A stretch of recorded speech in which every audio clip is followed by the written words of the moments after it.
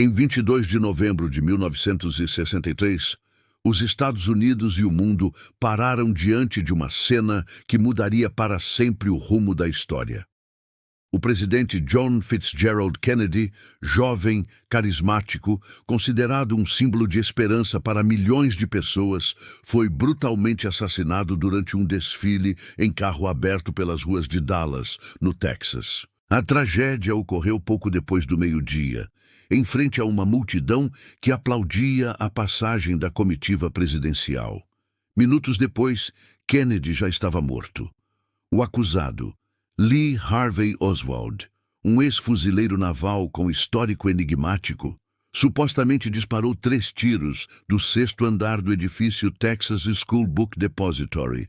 Segundo a versão oficial, um dos disparos teria errado. O segundo atingido o presidente e o governador John Connally, que estava ao lado dele, e o terceiro foi fatal, atingindo a cabeça de Kennedy. Poucas horas após o crime, Oswald foi preso. Mas o que parecia ser o desfecho rápido de um crime terrível apenas aumentou as dúvidas e abriu espaço para a maior teoria de conspiração política da história moderna. A primeira grande polêmica surgiu com o chamado Milagre da Bala Única.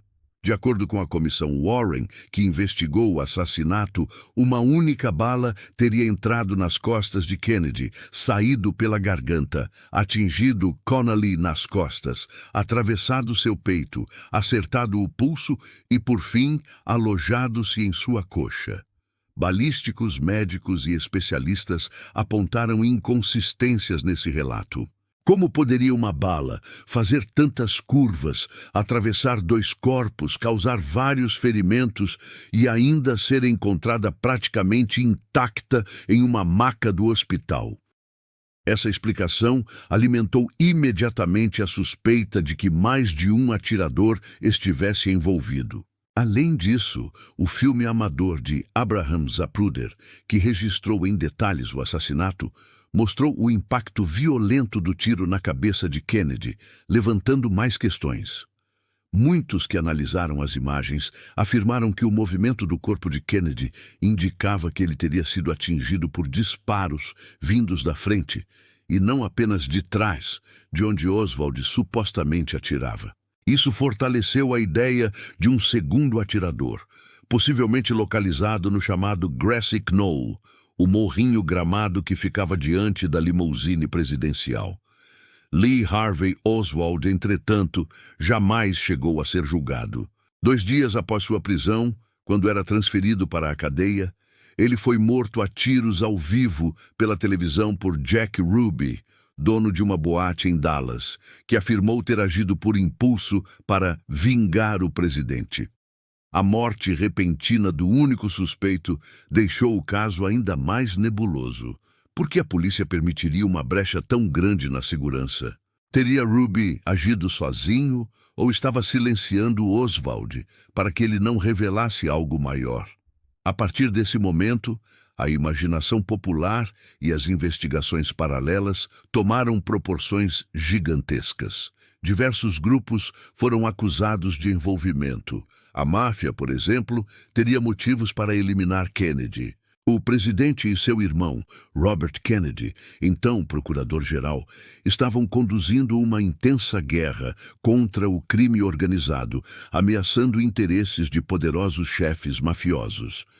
Outra hipótese levava à CIA, descontente com a forma como Kennedy lidou com a invasão da Baía dos Porcos e com a crise dos mísseis em Cuba, situações que, segundo críticos, mostraram fraqueza dos Estados Unidos diante da União Soviética.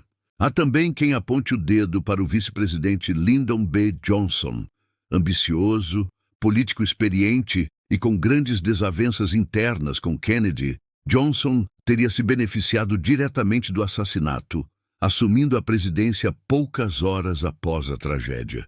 Documentos e testemunhos sugerem que ele sabia mais do que revelou. E ainda havia outro motivo explosivo. Kennedy, segundo alguns estudiosos, planejava reformar profundamente a estrutura de poder no Zephyrhut, incluindo mudanças no sistema monetário e até mesmo um possível afastamento da Guerra do Vietnã, contrariando poderosos interesses políticos, militares e econômicos. Esse teria sido o gatilho para uma conspiração de grandes proporções. Décadas se passaram, e a cada nova liberação de documentos secretos sobre o caso, mais perguntas surgem. Embora milhares de arquivos tenham sido liberados ao longo dos anos, muitos deles chegam com partes censuradas, e outros continuam sob sigilo. Isso mantém o mistério vivo. O próprio governo americano reconheceu que há informações que não podem ser divulgadas ao público por motivos de segurança nacional. A dúvida que ecoa até hoje é: Kennedy foi morto por um atirador solitário ou vítima de um complô arquitetado nos bastidores do poder? Pesquisas mostram que a maioria dos americanos nunca acreditou na versão oficial. Autores, cineastas e investigadores independentes mantêm o debate aceso, e cada detalhe do caso é dissecado até hoje. O impacto do assassinato de Kennedy foi gigantesco, não apenas pela perda do líder, mas também porque ele se transformou em um símbolo. Para muitos, a morte de JFK representou o fim da inocência americana, o colapso da confiança no governo e a abertura para uma era de desconfiança generalizada. A conspiração em torno de sua morte moldou a cultura popular, inspirou filmes, livros, documentários e continua a intrigar gerações. O que realmente aconteceu naquela tarde em Dallas talvez nunca seja revelado completamente. As versões oficiais não conseguem apagar as lacunas, os testemunhos contraditórios, as imagens perturbadoras e o silêncio em torno de muitos envolvidos. Kennedy não foi apenas um presidente assassinado. Ele se tornou um mito envolto em mistério, e sua morte continua sendo, até hoje, o maior enigma político da história moderna. E você, o que acha? Kennedy foi vítima de um atirador solitário ou de uma conspiração arquitetada por forças poderosas?